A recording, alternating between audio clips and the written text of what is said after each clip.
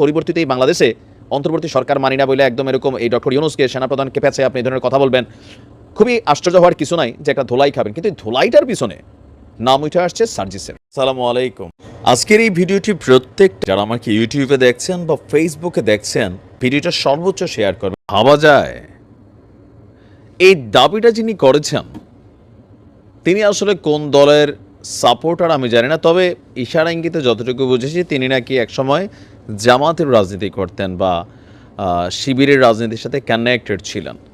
ব্যক্তিরা নাম হচ্ছে আপনার কি বলা হয়, যে আমরা যদি দেখি ওনার পুরো নাম হচ্ছে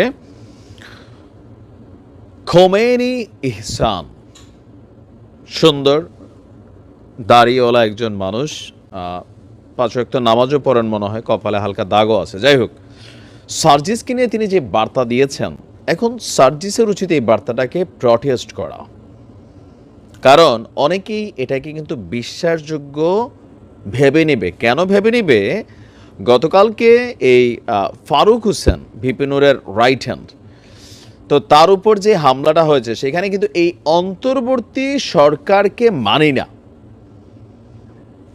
আরও বেশ কিছু বক্তব্য দিয়েছেন যে ভারতের রয়ের সেট আপ এরকম, এরা আবার এরকম মাঝে মাঝে অদ্ভুত আজগুবি গল্প কিন্তু বানায়। ভিপি নূরও আগে বানাইতো, এখন কমছে, এখন আবার স্ট্রেইট কথা বলেন। তো এরা যারা আছে এরকম বিভিন্ন বক্তব্য দিত। যাই হোক, তো গতকালকের বক্তব্যের পর স্বাভাবিকভাবে পরিবর্তিত এই বাংলাদেশে অন্তর্বর্তী সরকার মানি না বলে একদম এরকম এই ডক্টর ইউনূসকে সেনাপ্রধানকে পেঁচে আপনি এই ধরনের কথা বলবেন, খুবই আশ্চর্য হওয়ার কিছু নাই যে একটা ধোলাই খাবেন, কিন্তু এই ধোলাইটার পিছনে নাম উঠে আসছে সার্জিসের। তাও কে বলছেন? যে কেন্দ্রীয় শহীদ মিনারে জাতীয় বিপ্লবী পরিষদের নাগরিক সমাবেশে বক্তব্য দেওয়ার সময় গণ অধিকার পরিষদের সহসভাপতি ফারুক হাসানের উপর যে হামলার ঘটনা ঘটেছে, এই হামলায় জাতীয় নাগরিক কমিটির মুখ্য সংগঠক সার্জিস আলম জড়িত। অভিযোগ করছেন কে? জাতীয় বিপ্লবী পরিষদের আহ্বায়ক খোমেনি ইহসান। এখন সার্জিসের নাম আসার পর আমি কমেন্টগুলোতে দেখছিলাম যে অনেকে বলেন হ্যাঁ হইতেও পারে, কারণ সাবেক ছাত্রলীগ ভিতরে বসবাস করে, সমালোচনা নিতে পারে না। বিষয়টা কিন্তু এরকম না, পোলো অনেক শান্ত, বক্তব্য দিয়ে করা। যাই হোক, আপনার আজকে রাতে সামাজিক যোগাযোগ মাধ্যম ফেসবুকে একটা পোস্ট করেছেন তিনি বলছেন, জাতীয় বিপ্লবী পরিষদের সমাবেশে হামলার নেপথ্যে জাতীয় নাগরিক কমিটির সার্জিস আলম জড়িত। হামলাকারীরা একসময় যুবদল করলেও বর্তমানে সার্জিসের সাথে সম্পৃক্ত। আর সার্জিস আমাদের নাগরিক সমাবেশ বানচালে জড়িত থাকার অডিও ক্লিপস আমি এক ছাত্র উপদেষ্টার কাছে পাঠিয়েছি। তিনি যেভাবে দাবি করছেন দেখেন, গণমাধ্যমে নিউজ আসছে, সার্জিস এটা নিয়ে বক্তব্য তোমার দেওয়া উচিত। এখন এই যে বক্তব্য দিবে কারা? সপ্ত বিপ্লবী। এখন বিপ্লবী যখন এরকম একাধিক গ্রুপ হয়ে যাবে, এক গ্রুপ আরেক গ্রুপে মারবে, তো বিপ্লব কা কিয়া হাল হোগা বাবু। আচ্ছা, তিনি কিন্তু কিভাবে বলছেন আমি আবারও রিপিট করছি যে সার্জিস আমাদের নাগরিক সমাবেশ বানচালে জড়িত থাকার অডিও ক্লিপস তিনি এক ছাত্র উপদেষ্টার কাছে পাঠিয়েছেন। তিনি বলেন সার্জিস কোটা বিরোধী আন্দোলনের সময় গোয়েন্দা সংস্থার সঙ্গে জড়িত ছিল এবং আন্দোলনকে থামিয়ে দিতে বারবার ষড়যন্ত্র করেও আমাদের হস্তক্ষেপে ব্যর্থ হয়েছিল। এই কথাটার একাংশ নিয়ে একসময় কিন্তু আলোচনা হয়েছিল যে যখন ডিবি হারুন তাদেরকে তুলে নিয়ে গেছিল, তো সার্জিসকে নিয়ে কিন্তু একটা সমালোচনা উঠে আসছিল যে ছাত্রলীগের লোক, সে আগে ছাত্রলীগ করতো, তখন তার অনেক ভিডিও টিডিও বক্তব্য ভাইরাল হইল। এরপরে আপনার মানে আমাদের এই ফেসবুকে আবার একদল বিশেষজ্ঞ আছেন, সাইন যারা গবেষণা করেন, যে দেখেন অন্য সবাই কিভাবে বসছে, সার্জিস কিভাবে বসছে, তার হাতের আঙ্গুল কেমন, অন্য সবার ড্রেস কেমন, হাসনাত আবদুল্লার পোশাক কেমন, তার পোশাক কেমন, পাঞ্জাবির অনেক সুন্দর, এরকম বক্তব্য। সম্ভবত খোমেনি তিনি ওই বক্তব্যটা এখানে কানেক্ট করেছেন যে কোটা বিরোধী আন্দোলনের সময় সার্জিস গোয়েন্দা সংস্থার সাথে জড়িত ছিল এবং আন্দোলনকে থামিয়ে দিতে বারবার ষড়যন্ত্র করেছিল, তবে তাদের হস্তক্ষেপে নাকি ব্যর্থ হয়েছে। সার্জিস 5ই আগস্টের পর বিপ্লবী সাজলেও আমরা তার বিরোধিতা অব্যাহত রাখি। সচিবালয় সহ বহু জায়গায় নিয়োগ বাণিজ্যে জড়িত সার্জিস। এ নিয়ে আমরা সেপ্টেম্বর মাস পর্যন্ত সরকারের কাছে আপত্তি জানাই। পরবর্তীতে ছাত্রদলের একজনের কারণে তার বিষয়ে ছাড় দেই। কি ভয়াবহ অভিযোগ আপনি দেখছেন। সার্জিস এখন পর্যন্ত এটা নিয়ে পাল্টা বক্তব্য দেয় নাই, কেন আমি নিজে জানি না, হয়তো আমি যখন ভিডিও আপলোড করছি খুব শীঘ্রই দিবে।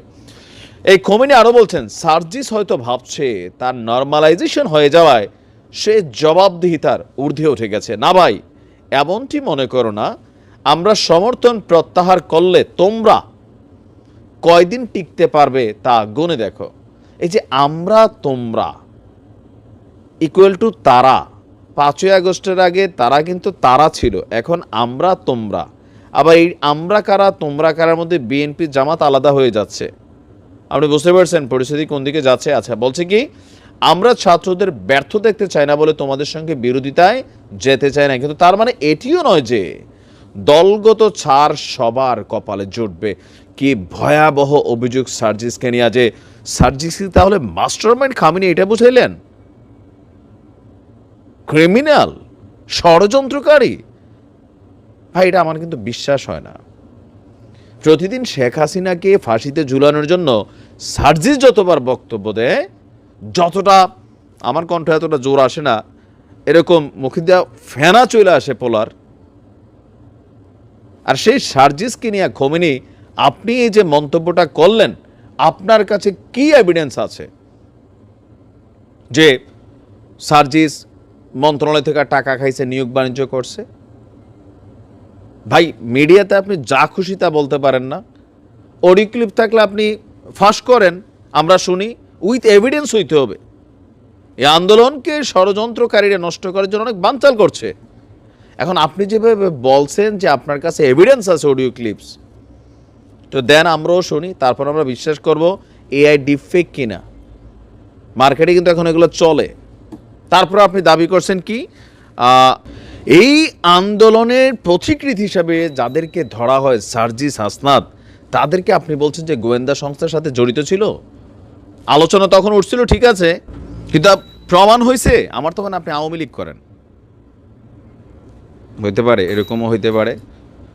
কারণ সার্জিস নিয়ে তো কোনো জাতীয় বিপ্লবী পরিষদের কারোর এইরকম ভয়াবহ অভিযোগ করার মতন অবস্থা আমরা দেখছি না। তারপরে আপনি কি বললেন যে এই আন্দোলনকে সার্জিস ব্যর্থ করতে চাইছিল। তার মানে আপনি কি বোঝাতে চাচ্ছেন যে সার্জিস মনে মনে ছাত্রলীগ, এখন সে অতি বিপ্লবী সাজতে চাচ্ছে? মানে আপনি বুঝাইতে চাচ্ছেন কি? আপনি যেটা বুঝাইলেন যে 5ই আগস্টের পর বিপ্লবী সাজলে, মানে এই যে প্রতিদিন শেখ হাসিনার ফাঁসি, ভারতের সাথে সম্পর্ক, এগুলা কি সে মানে পাবলিকের কাছে বুঝাইতে চাচ্ছে যে দেখো আমি সবচেয়ে বেশি আওয়ামী লীগ বিরোধী, আমি সবচেয়ে বেশি ভারত বিরোধী, so I am the best বিপ্লবী? আপনার কথার মিনিংসটা কিন্তু এইরকমই আসে যে বিপ্লবী সাজতে চাওয়া মানে কি। দেখেন খোমেনি ভাই, আপনারা যারা আছেন এই আন্দোলনের পেছনে, আপনাদের এই ধরনের বক্তব্য কিন্তু জাতির মধ্যে একটা ভয়াবহ প্রতিক্রিয়া তৈরি করবে। এমনকি আপনি বলছেন যে সার্জিস হয়তো ভাবছে তার নর্মালাইজেশন হয়ে যাওয়ায় সে জবাবদিহিতার ঊর্ধ্বে উঠে গেছে। কেন আপনি মনে করছেন? এখন এই ঘটনার পিছনে যে সার্জিস জড়িত, সেটা আপনি এভিডেন্স সহ কোথাও কিন্তু আপনি প্রমাণ করতে পারেন নাই। আবার আপনি বলছেন যে আমরা সমর্থন প্রত্যাহার করলে তোমরা কয়দিন টিকতে পারবে। আপনি বিএনপি তেলে করেন ভাই। বিএনপির এক নেতা বলছিল যে আমরা যদি মাঠে নামি 1 ঘন্টা লাগবে সরকারের কাজ করতে। আপনার রাজনৈতিক দল কোনটা আসলে? মানে কি, আমি আসলে নিজেও বুঝলাম না। যাই হোক, নিশ্চয়ই খোমেনি যিনি, আমি আসলে ওনাকে এত ভালো করে চিনি না, হতে পারেন তিনি বড় একজন নেতা, বা আগে শুনছি জামাত করতেন, এরকম একজনের বক্তব্যের অংশ আমার যতটুকু জানি। বাট রাইট নাও তিনিও একটা ডিফারেন্ট স্টেজে আছেন। তো নিজেদের মধ্যে কাদা ছেড়াছড়ি করার আগে অন্তত সার্জিসের ব্যাপারে আপনি সন্দেহ তৈরি করাবেন না। তো করতে গেলে আপনি অডিও ক্লিপটা ফাঁস করেন, যদি হয় আমরা কথা বলবো। স্বাধীন বাংলাদেশ ভাই, ক্ষমতাকে জবাবদিহিতার আওতায় আনতে হবে, সেটা আমরা জানি। আপনি এটা ফাঁস করেন, আমরা আগে এটাকে যাচাই করে দেখি। রিউমার স্ক্যানার দিয়ে কিন্তু যাচাই করবো, ফ্যাক্ট চেক দিয়ে, বুঝছেন? ভালো থাকুন। আমরা সার্জিসের উত্তরের অপেক্ষায় আছি। ইনকিলাব জিন্দাবাদ।